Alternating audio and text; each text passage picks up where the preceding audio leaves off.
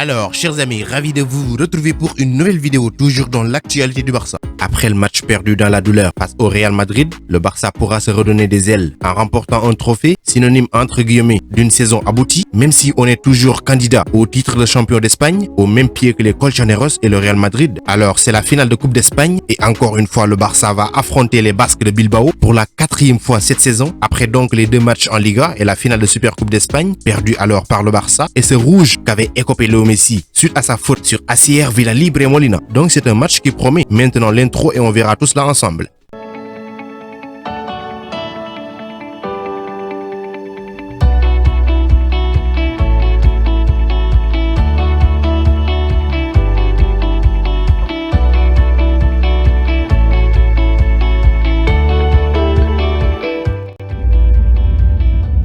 Je le disais tout à l'heure, après la défaite face au Real Madrid, le FC Barcelone pourrait se remettre dans le bain avec un trophée comme consolation. En attendant ce que va donner la suite du championnat, et justement cette semaine, il y a une conversation entre Gérard Piqué et Jordi Alba, malgré la réaction très importante en deuxième mi-temps face à Madrid, ce qui n'a pas favorisé un bon résultat lors du Classico. L'équipe fut pleine de doutes lors de ces 2 matchs de la semaine. Et la finale de la Coupe du Roi arrive évidemment. C'est le sujet de notre vidéo. Donc après le match face au Real, Gérard Piqué et Jordi Alba ont discuté. Et le plus surprenant fut les paroles de Jordi Alba, qui semblait être peu confiant concernant la victoire du Barça pour la finale de Coupe du Roi. Piqué lui dit: relax, on va gagner cette coupe. Nous allons la gagner, c'est sûr. Allez, je ne sais pas moi. Peut-être, a répondu Jordi Alba. Quoi? Lui a retourné Piqué. Je ne sais pas, répond à nouveau le latéral. Dans la vidéo divulguée par Deportes 4, pour rappel, Piqué était absent sur la pelouse du Alfredo Di Stefano lors du Classico, mais présent dans les tribunes. Mais le Barça compte bien l'intégrer au 11 de départ lors de cette finale. À suivre pour cette affaire. Maintenant que Jordi Alba n'est pas confiant, vous aussi, quel est votre sentiment à propos de cette finale face à Bilbao? Alors Bilbao est dans le dur, si on peut le dire ainsi, car dans ces 5 derniers matchs, les Basques ont enregistré 4 nuls et une défaite. Quant au FC Barcelone, c'est 3 victoires, un nul face au PSG et une défaite face au Real Madrid récemment. Tout cela après 19 rencontres sans défaite. La 20e n'a pas été réussie avec cette défaite face au Merengue. Donc ce match sera en quelque sorte la rencontre qui pourra nous permettre de retrouver des sensations positives pour la suite du championnat, mais en cas de victoire bien sûr face aux Basques. Mais pas simplement le match de l'espoir, mais surtout que si le Barça gagne, c'est déjà un trophée en poche, ce qui va écarter définitivement une seconde année blanche de suite, après celle de 2019-2020. Donc c'est un match très important.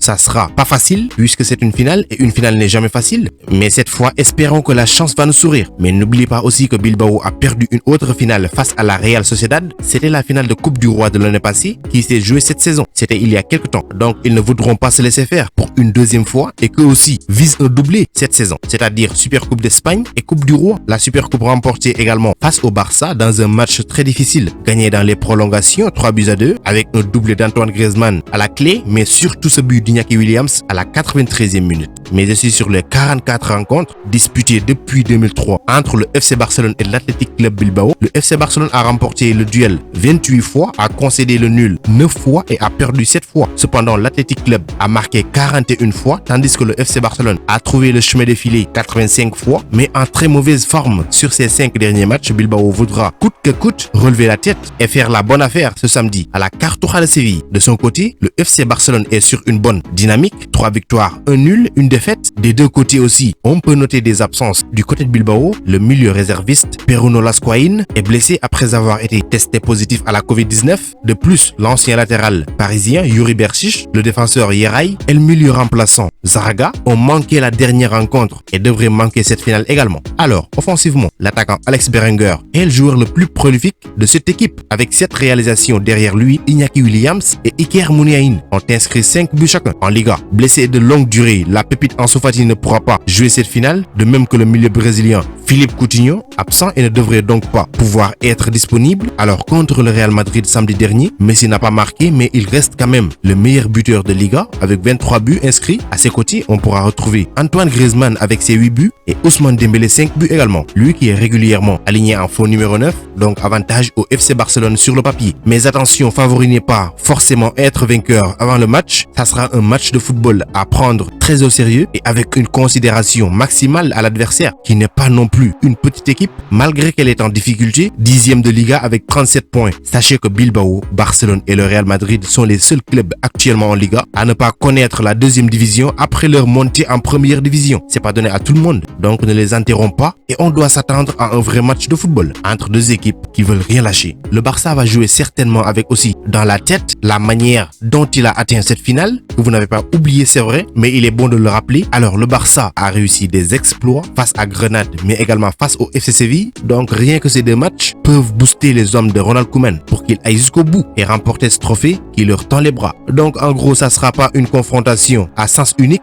et on doit s'attendre à tout, mais n'empêche que nous ayons confiance à l'équipe et ne faisons pas comme Alba qui doute jusqu'à présent. On est dans la dernière étape de la vidéo maintenant et c'est la partie dédiée au classement, c'est-à-dire mon 11 idéal pour le match. Alors ces derniers temps, c'est une formation à 3-4-3 que je proposais, mais aujourd'hui je vais changer de système en revenant au 3-5-2 avec quelques choix dans le cœur du jeu qui me semblent être nécessaires. Alors dans les buts, je vais mettre Marc-André Ter Stegen. En défense, je reprends les trois qui ont joué le Classico, à savoir Clément Lenglet, Oscar Mingueza et Ronald Araujo. Au milieu de terrain, donc ça sera un milieu composé de 5 joueurs, 2 milieux latéraux, Jordi Alba à gauche, Serginho Dest à droite. Le milieu central sera composé de Pedri González à gauche, Frenkie de Jong à droite et du coup, Ilaicho Moriba en position offensive parce qu'il faudra du costaud dans ce milieu pour faire face à cette équipe de Bilbao. En attaque, je vais mettre Léo Messi à droite, Ousmane Dembélé sur le côté gauche. Donc si vous avez votre 11 à proposer également, c'est possible dans les commentaires, n'hésitez pas. Vos avis comptent. Vous pouvez également donner votre avis sur le 11 que j'ai proposé. Donc c'était tout pour cette vidéo. Merci de l'avoir regardé jusqu'à sa fin. Continuez à vous abonner à la chaîne, mais n'oubliez pas d'activer la cloche de notification. Vous êtes les meilleurs. Ciao, à bientôt.